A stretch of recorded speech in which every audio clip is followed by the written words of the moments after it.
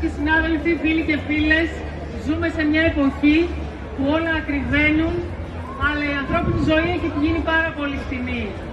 13 είναι οι γνωστές γυναικοκτονίες το 22, 57 οι νεκροί στα τέμπη και μέχρι να τελειώσω αυτή την ομιλία μάλλον θα έχει σκοτωθεί ακόμα ένα παιδί στη Γάζα, γιατί σκοτώνεται ένα παιδί κάθε 6 λεπτά. Σήμερα όμως είμαστε εδώ για να παρευτούμε μαζί με τους φοιτητές και να δώσουμε το μήνυμα ότι οι Παλαιστίνιες δεν λυγίζουν, οι γυναίκες σε όλο τον κόσμο δεν λυγίζουν, η νεολαία δεν λυγίζει.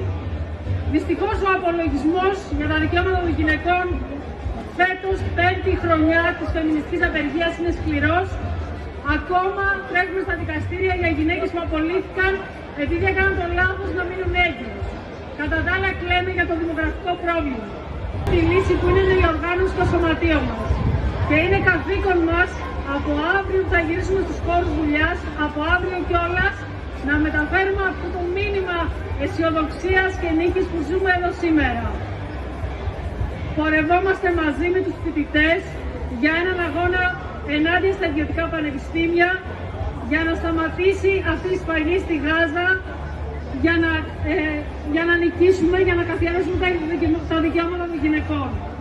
Όλοι και όλες μαζί ενωμένοι μπορούμε να νικήσουμε. Ευχαριστώ πολύ.